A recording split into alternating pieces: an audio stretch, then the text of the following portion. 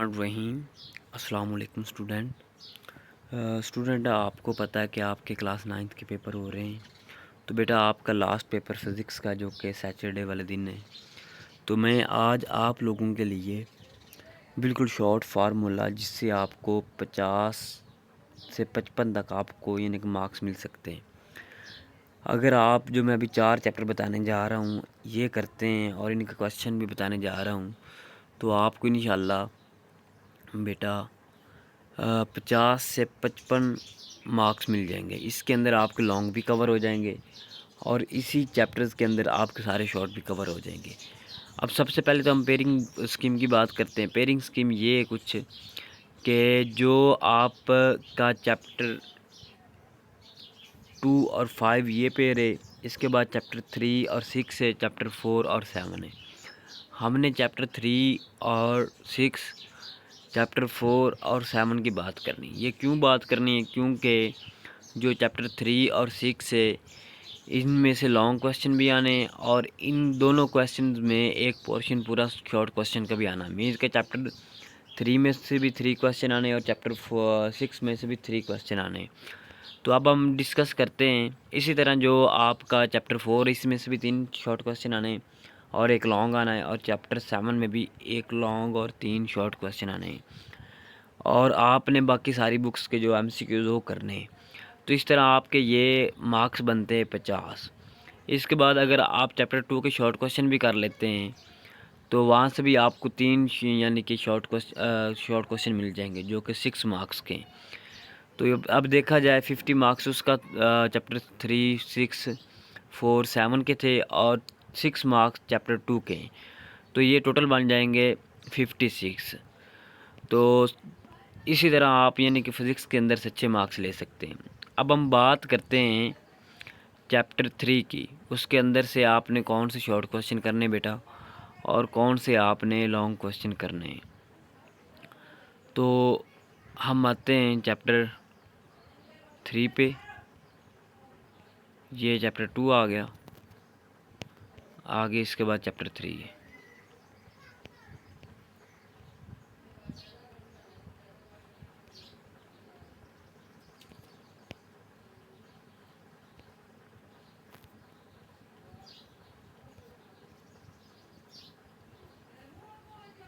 अच्छा, अभी इसमें जो चैप्टर 3 है ये चैप्टर 3 आ गया।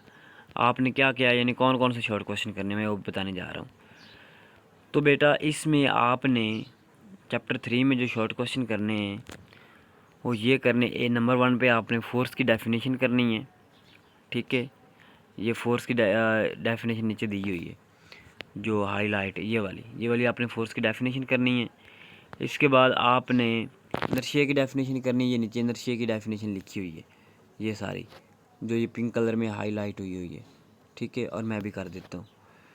तो नेक्स्ट आपने इसके अलावा आपने ये मोमेंटम की डेफिनेशन करनी है। मोमेंटम के बाद आपने न्यूटन फर्स्ट लॉ करना है। इसकी जो डेफिनेशन है वो आपने करनी है यहाँ से, यहाँ पे जहाँ पे लिखा हुआ है अकॉर्डिंग टू न्यूटन, यहाँ तक आपने करनी है। ठीक है, और एक आधी आपने एग्जांपल देनी नीचे, यानी एग्जांपल दी हुई है। अच्छा, वो भी आप डेफिनेशन कर सकते हैं और बेटा ये भी आप कर सकते हैं। ठीक है, ये भी न्यूटन की डेफिनेशन है ये वाली। नेक्स्ट आपने न्यूटन सेकंड लॉ करना है। अब ये जो न्यूटन सेकंड लॉ है ये आपने लॉन्ग के लिहाज से तैयार करना है। ये वेरी वेरी इंपॉर्टेंट है, ये लॉन्ग में वो पूछ लेता है। ठीक है, लेकिन ये शॉर्ट भी इम्पोर्टेंट है लेकिन लॉन्ग भी इम्पोर्टेंट है। आपने इसको एज अ लॉन्ग क्वेश्चन तैयार करना है। ये सारा आपने यहाँ तक करना है। नेक्स्ट बेटा आपने ये एक न्यूमेरिकल एग्जांपल के अंदर ये भी आपने करना है लाजमी, क्योंकि इसमें से न्यूमेरिकल भी दे सकता है। ये इम्पोर्टेंट न्यूमेरिकल था। अब आगे बेटा आपके पास जो लॉन्ग क्वेश्चन है, सॉरी ये short question mass and weight में फ़र्क पूछता है। ठीक है, तो ये आपने लाजमी कर देना मैथ्स एंड वेट का जो फ़र्क है। इसी तरह आगे न्यूटन थर्ड लॉ है, इसका ये शॉर्ट क्वेश्चन पूछेगा। ठीक है, ये इसके नीचे ये डेफिनेशन लिखी हुई है, आपने इसके शॉर्ट क्वेश्चन ही के तौर पे तैयार करना है। ये लॉन्ग में कभी नहीं आया। अच्छा, नेक्स्ट आपने लॉन्ग क्वेश्चन करना है फोर्स एंड मोमेंटम। वो नीचे है, मैं दिखाता हूँ ये वाला। ये फोर्स एंड मोमेंटम ये वेरी इंपॉर्टेंट, ये ऐसे लॉन्ग नहीं आता कि right the force and momentum, ये ऐसे आएगा right the relation between force and momentum, या फिर टाइम रेट ऑफ चेंज और मोमेंटम इज़ कॉल्ड फोर्स। तो ये आपने सारा कुछ इसके अंदर लिखना है जहाँ तक ये डेफिनेशन है। इसके बाद आपने law of conservation of momentum, ये वेरी वेरी इंपॉर्टेंट है, ये आपने लाजमी करके जाना है, ये और न्यूटन सेकंड लॉ, ठीक है, ये आपने सारा करके जाना है। इसके अंदर दो लॉन्ग क्वेश्चन बनते हैं, एक बॉल्स वाला और एक गन वाला। गन वाला भी पूछ लेता है और बॉल्स वाला भी पूछ लेता है। ये गन वाला है, ठीक है, ये यहाँ से आगे सारा गन वाला है। तो नेक्स्ट आपके पास फ्रिक्शन की डेफिनेशन है, वो आपने करनी है। इसके बाद बेटा आपने फ्रिक्शन के जो कोफिशिएंट ऑफ फ्रिक्शन है वो आपने करनी है, ठीक है, ये भी पूछ लेता है ये डेफिनेशन, और इसका ये फार्मूला लाजमी आपने करना है, क्योंकि ये भी कहता है कि आप इसका फार्मूला भी लिखें। तो आपने ये लिखना है Fs is equal to mu M जी।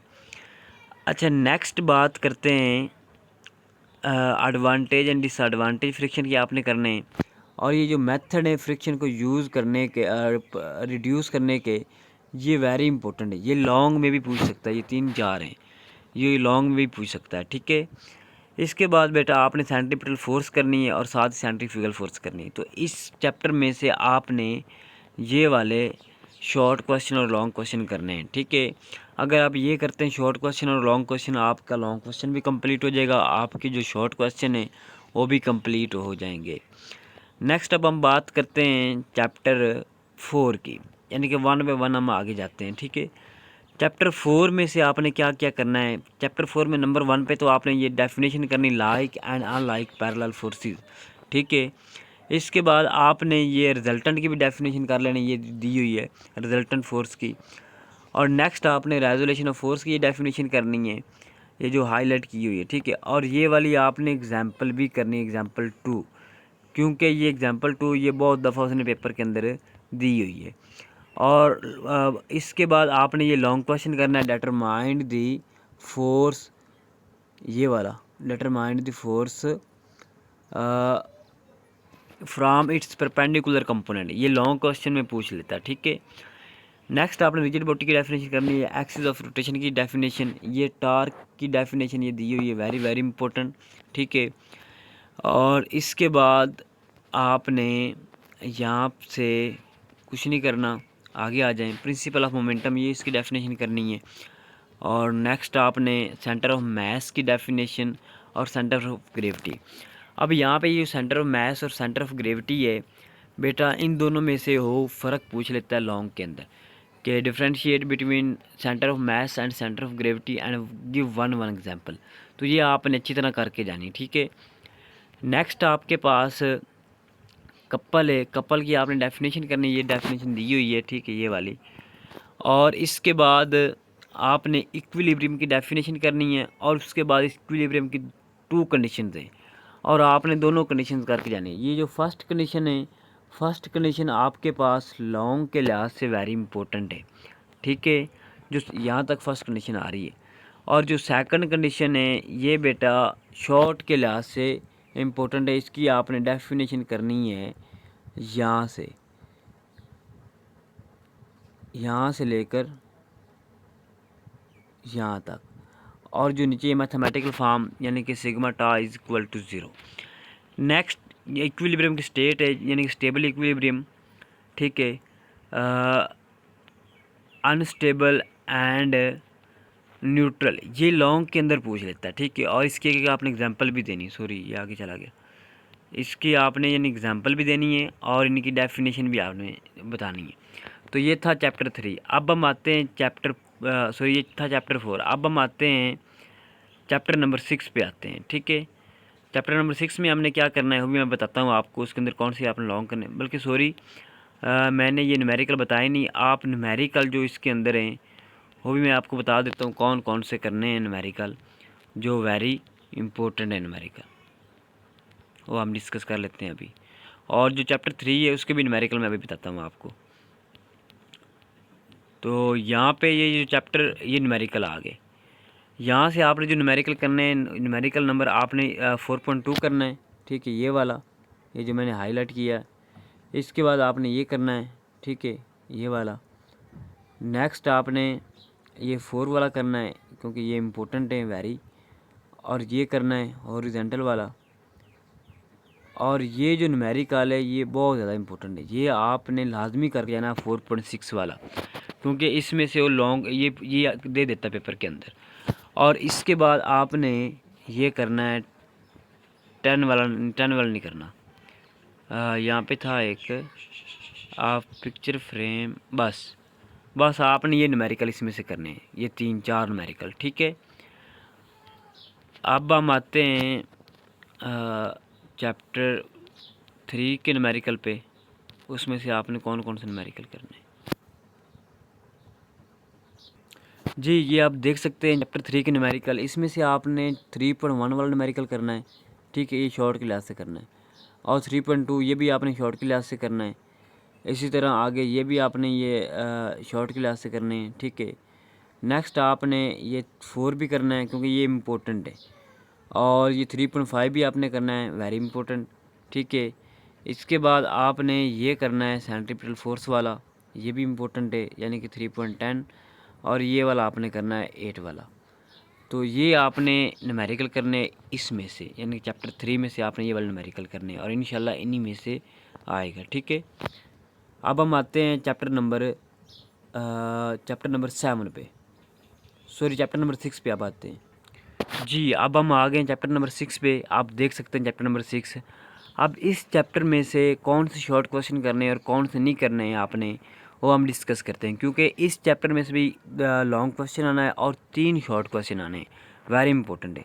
सबसे पहले तो आपने वर्क की डेफिनेशन करनी है, ये वर्क की डेफिनेशन दी हुई है ये वाली, ये आप लाजमी याद करके जानी है। और इसका फार्मूला यानी कि W=FD या FS, और इसकी यूनिट की भी डेफिनेशन में पूछ लेता है, तो ये भी आपने करके जानी है। नेक्स्ट आपने इसके अंदर से एनर्जी की डेफिनेशन करनी है ये, ठीक है, ये भी इम्पोर्टेंट है डेफिनेशन। और नेक्स्ट ये जो काइनेटिक एनर्जी आ गई, ये आपने एज अ लॉन्ग क्वेश्चन करना है, क्योंकि ये बेटा आपके पास लॉन्ग क्वेश्चन आता है, ये लास्ट 2 टाइम्स ये आ चुका है, ये काइनेटिक एनर्जी फर्स्ट टाइम भी और सेकंड टाइम भी। तो ये आपने अच्छी तरह करके जाना है। ये इसकी डेफिनेशन, नीचे एक्सप्लेनेशन है और नीचे मैथमेटिकल फॉर्म दी हुई। अब इसके बाद आपने ये पोटेंशियल एनर्जी, ये आपने शॉर्ट के लिहाज से करनी है, ये वाली सिंपल, इसकी आपने डेफिनेशन और फार्मूला याद करना है और कुछ नहीं। नीचे फार्मूला दिया P=mgh, ये वाला। अब इसके बाद ये 6.3 न्यूमेरिकल, ये भी आपने करके जाना है, ये इंपॉर्टेंट है शॉर्ट के लिहाज से, ये लॉन्ग में भी आ सकता है। नेक्स्ट बेटा आपके पास फॉर्म ऑफ एनर्जी, इसमें से आपने मैकेनिकल एनर्जी करनी है, हीट एनर्जी करनी है, इलेक्ट्रिकल एनर्जी करनी है, ठीक है, ये इनकी डेफिनेशन करनी है, साउंड एनर्जी करनी है, लाइट एनर्जी इसकी डेफिनेशन करनी है, ये केमिकल एनर्जी की डेफिनेशन करनी है, ये बेटा आपके पास, और न्यूक्लियर एनर्जी, ये फॉर्म इनमें ये लॉन्ग भी पूछ सकता है और ये ज़्यादातर ये शॉर्ट क्वेश्चन में आती है, यानी कि इसमें से कोई एक डेफिनेशन पूछ लेता है। तो ये फॉसल फ्यूल्स, ये आपका लॉन्ग क्वेश्चन है, फॉसल फ्यूल्स, इसके अंदर 2 ही लॉन्ग क्वेश्चन है, एक ये एक काइनेटिक एनर्जी। तो आपने इसको एज द लॉन्ग क्वेश्चन तैयार करके जाना फॉसल फ्यूल्स को, ठीक है। नेक्स्ट न्यूक्लियर एनर्जी फ्यूल्स, ये आपने शॉर्ट करना है।